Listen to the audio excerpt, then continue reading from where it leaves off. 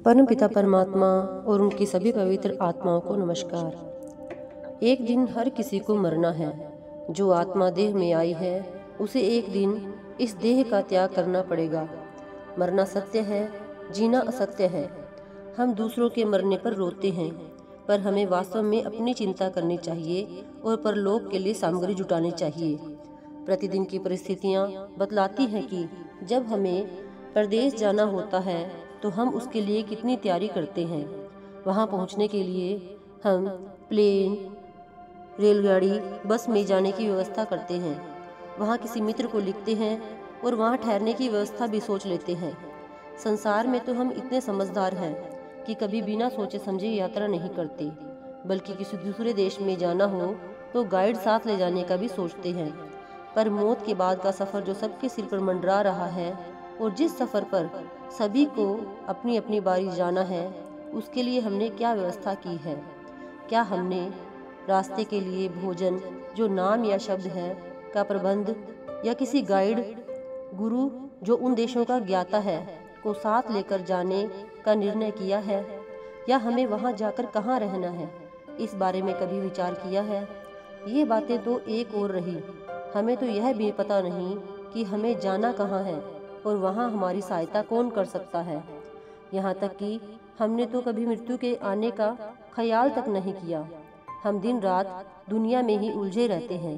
दुनिया के कारोबार के बारे में तो हम बड़े चतुर हैं और अपने लिए जरूरी बल्कि जरूरत से ज़्यादा सामान अपने आसपास जुटा लेते हैं, परंतु मौत की कभी चिंता ही नहीं करते, जिसका कोई समय निश्चित नहीं है, जो बचपन, जवानी या बुढ़ापे में किसी भी समय आ सकती है। संतों ने मौत की कठिनाई और समस्या का हल कर लिया है। वे प्रतिदिन अपनी इच्छा से स्थूल मंडल को लांघकर सूक्ष्म मंडलों की यात्रा करते हैं।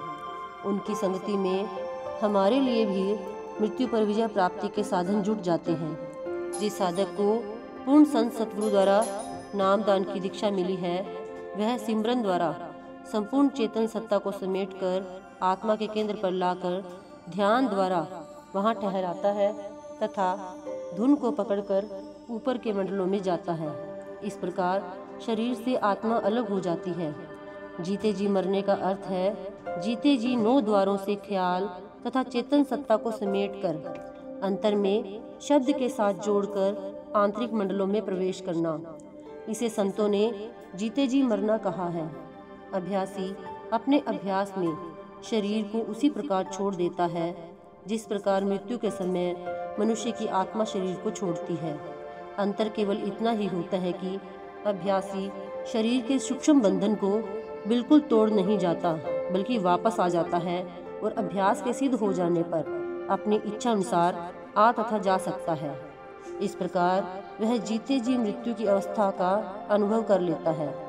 यह संतों की शिक्षा का लाभ है कि अभ्यासी मृत्यु के द्वार को खुशी खुशी लांघ जाता है और इस पर विजय पा लेता है। यह संतों द्वारा निहाल किए गए अभ्यासियों के अनुभव में आई हुई बात है। संत सतगुरु जीते जी मृत्यु के पार जाने की रीति सिखाते हैं।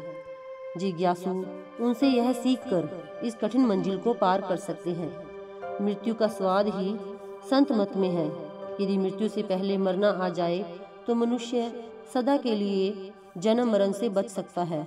उसका मृत्यु का भय नष्ट हो जाता है। इसलिए ऐसे योग का अभ्यास करना चाहिए जिसके द्वारा जीवित अवस्था में ही मृत्यु की घाटी को लांघा जा सके। यह काम सरल नहीं। जीते जी मरने की युक्ति केवल सतगुरु की कृपा द्वारा ही प्राप्त होती है।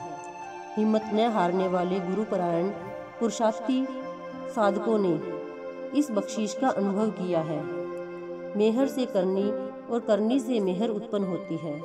अतएव जिज्ञासु को चाहिए कि शीघ्र से शीघ्र ऐसे पूर्ण सतगुरु की तलाश करके उससे नाम की दीक्षा लेकर अभ्यास द्वारा सदा के लिए भवसागर को पार कर आवागमन से मुक्त हो जाए।